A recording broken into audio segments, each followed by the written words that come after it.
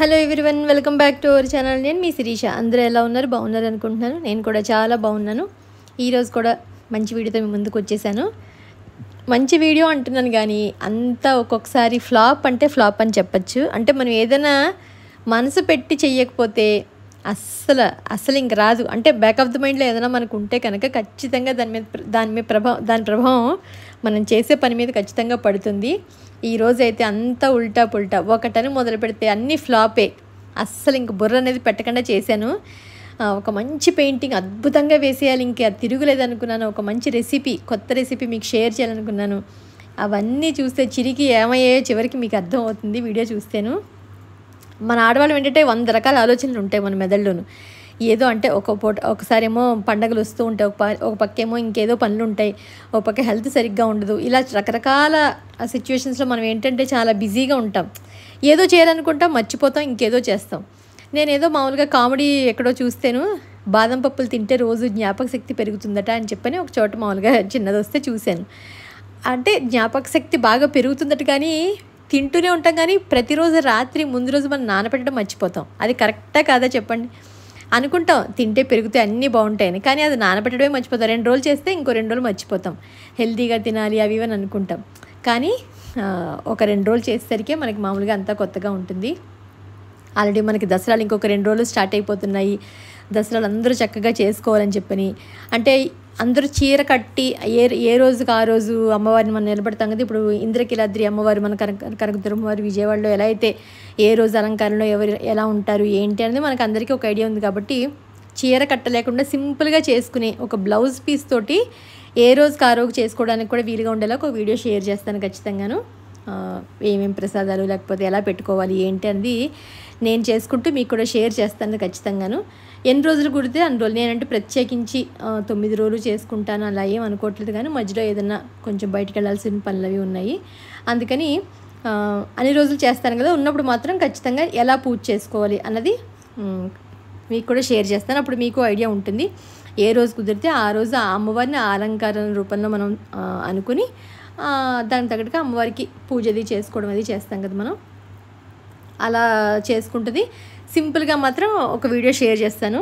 అంటే కలసమే పెట్టుకోకుండా కూడా ఏ రోజుకి ఆ రోజు మనం చక్కగా ఆ రంగు చీర రాకపోతే బ్లౌజ్లో అయినా కూడా అమ్మవారిని మనం చక్కగా అలంకరణ చేసుకుని పూలతో చేసుకుని కుంకుమ పూజ చేసుకుంటే ఎలా చేసుకోవాలి, ఎలా పెట్టుకోవాలి, తర్వాత ఏం చేయాలి, వాటన్నిటి నేను అన్ని డీటెయిల్గా నేను చేసుకుంటూ చెప్తే అప్పుడు మీకు ఇంకొంచెం క్లియర్గా అర్థమవుతుందని అనుకుంటున్నాను.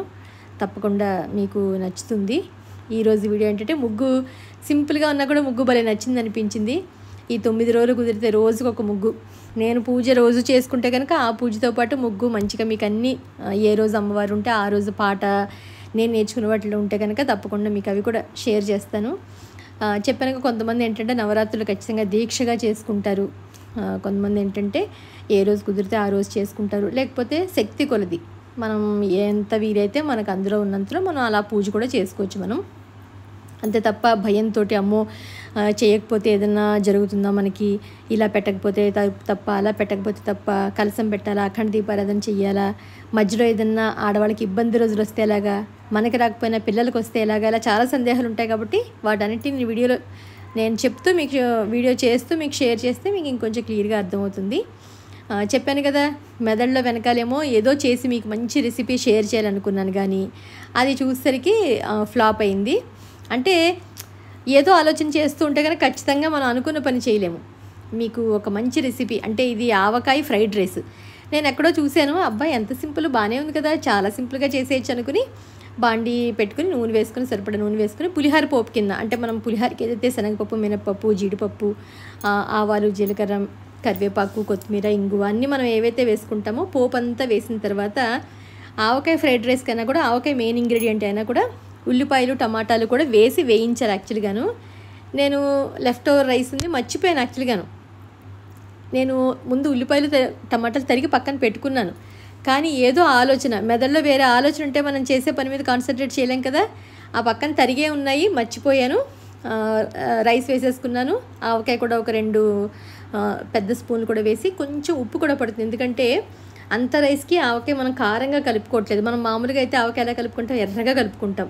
అలా కలపకుండా నార్మల్గా కలుపుకుంటున్నాం కాబట్టి ఆ ఉప్పు సరిపోదు కాబట్టి కొంచెం రుచికి సరిపడా కొంచెం ఉప్పు వేసుకోవాలి. అయ్యో ఏంటి కలర్ఫుల్గా కనిపించట్లేదు అనుకున్నాడు, పక్కన చూస్తే అప్పుడు ఉల్లిపాయలు టమాటాలు వేయడం మర్చిపోయానని చెప్పి మళ్ళీ ఇంకొక బాండి పెట్టుకుని అందులో కొంచెం నూనె వేసుకుని ఉల్లిపాయలన్నీ చక్కగా పచ్చివాసన పోయేంత వరకు వేయించుకుని ఆ తర్వాత మళ్ళీ ఒక 2 టమాటాలు, ఒక 2 ఉల్లిపాయలు 2 టమాటాలు సరిపోతాయి. మనం ఎంత రైస్ చేసుకుంటున్నామో ఒక 4 మెంబర్స్కి అయితే 2 ఉల్లిపాయలు 2 టమాటాలు సరిపోతాయి. నేను అలాగే ఆ 2 వేయించుకుని టమాటాలు కూడా దగ్గరికి మగ్గిపోవాలి. మనం తినేటప్పుడు మరీ కసకసమని అలా అనకుండా కరిగిపోతే బాగుంటుంది. అందులోనే పచ్చిమిరపకాయలు వేసుకుంటే అల్లం వెల్లుల్లి పేస్ట్, ఫ్రైడ్ రైస్ అయినా కూడా కొంచెం ఆ ఫ్లేవర్ తగిలేలా వేసుకుంటే బాగుంటుంది. అందుకని అల్లం వెల్లుల్లి పేస్ట్ ఒక స్పూన్ వేసుకుని పచ్చిమిరపకాయలు కూడా వేసుకుని అవన్నీ చక్కగా బాగా ఫ్రై అయ్యేంత వరకు వేయించుకోవడమే మనం ఫస్ట్ ఒకసారి. ఇవన్నీ బాగా వేయించుకున్న తర్వాత అప్పుడు మనం రైస్లో కలుపుకున్న రైస్ వేయడానికి ముందు ఇవి ఎంత ప్రాసెస్ చేసుకోవాలి. నేను మర్చిపోయి రైస్ వేసేసానని చెప్పాను కదా. ఒక్కొక్కసారి బుర్ర మనకి ఏం పనిచేయదంటే దేని మీద ఫోకస్ ఉండదు మనకి. అప్పుడప్పుడు మనకి ఏదైనా అలా జరుగుతూ ఉంటాయి.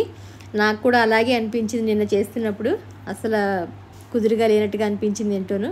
అందుకని తర్వాత ఫోన్లే ఎప్పుడైతే కలిపితేనే ఏముందిలే అని చెప్పని మీకైతే ప్రాసెస్ చెప్తే ఓకే కదా, మీరు నెక్స్ట్ టైం చేసుకున్నప్పుడు బాగా చేసుకుంటారని చెప్పని అవి వేగిపోయిన తర్వాత రైస్లో కలిపితే టేస్ట్ మాత్రం నిజంగా చాలా అంటే చాలా బాగుంది. పిల్లలు కూడా ఎంజాయ్ చేశారు.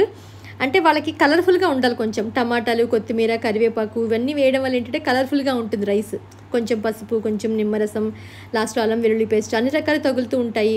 మనం ఇందులో మసాలా దినుసులు ఏమీ పోపు వేసాం కాబట్టి తినేటప్పుడు జీడిపప్పులు తగులుతూ అసలు చాలా అంటే బాగుంటుంది.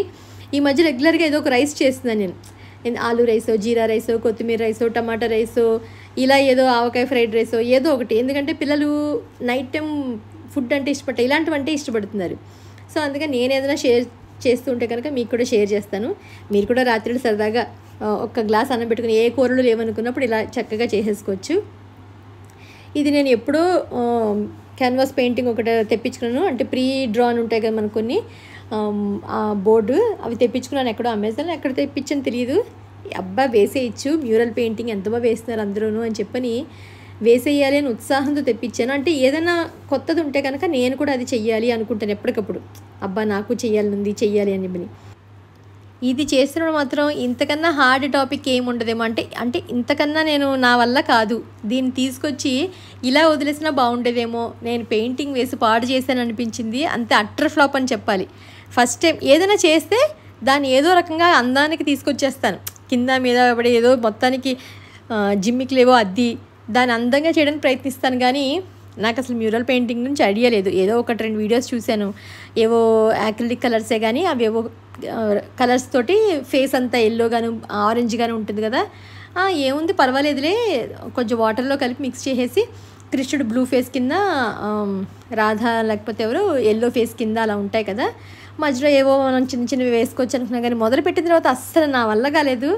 అమ్మో ఇదంతా ఈజీ కాదని అనిపించి చివరికి ఏంటో వేస్తున్నాను, ఏంటో పాముతున్నట్టున్నాను. కానీ అసలు ఏదైనా షేప్ వస్తుందా చివరికి, ఏదైనా దెయ్యం బొమ్మల కింద చివరికి ఫైనల్గా అలా చేస్తానా ఏంటి, దేవుళ్ళని తీసుకొచ్చి ఇలా చేస్తాను ఏంటి అని చెప్పని. అమ్మో అంటే ఏదైనా ఒక వర్క్ చేస్తున్నామంటే కొంతమంది కొన్ని గంటల శ్రమతోటి మనకి చూపిస్తూ ఉంటారు చేసిన క్యాన్వాస్ మీద. అంటే డ్రాయింగ్ వాళ్ళే వేసి అప్పుడు చేయడం. ఇది ఆల్రెడీ డ్రాయింగ్ వేసేసి ఉన్నదే నేను తీసుకున్నాను, ప్రీ బోర్డ్ క్యాన్వాస్ ఇది. కానీ పెయింటింగ్ వేయడం కూడా చాలా కష్టం అని అనిపించింది. అంటే ఏదైనా అంత ఈజీ కాదు, ఏదైనా చెయ్యాలి అని అనుకుంటే అనిపించింది. నేను ఆల్రెడీ ఏదో నాకున్న టెన్షన్ వల్ల సరే పెయింటింగ్ వేసుకుంటే కొంచెం రిలాక్స్గా ఉంటుందని అనుకున్నాను. కానీ బట్ చాలా టఫ్గా అనిపించింది. ఫైనల్కి అయితే ఏదో చేశాను, మీకు కూడా సరదాగా షేర్ చేద్దామని చెప్పని. ఇది ఈరోజు వీడియో ఎలా ఉందని తప్పకుండా కామెంట్ సెక్షన్లో తెలియచేయండి. రెసిపీను ఇది అన్నది మళ్ళీ ఒక దసరా గురించి నేను కమింగ్ వీడియోస్లో నేను చేసుకుంటూ మీకు కూడా తప్పకుండా షేర్ చేస్తాను. మీ అందరికీ కూడా నచ్చుతాను అనుకుంటున్నాను. పర్వాలేదు, ఇది మాత్రం నచ్చలేదన్నది కరెక్ట్గా చెప్పేసేయండి, ఏం ప్రాబ్లం లేదు. నెక్స్ట్ టైం మళ్ళీ మిమ్మల్ని ఒక మంచి వీడియోతో కలుస్తాను. అంతవరకు బాయ్.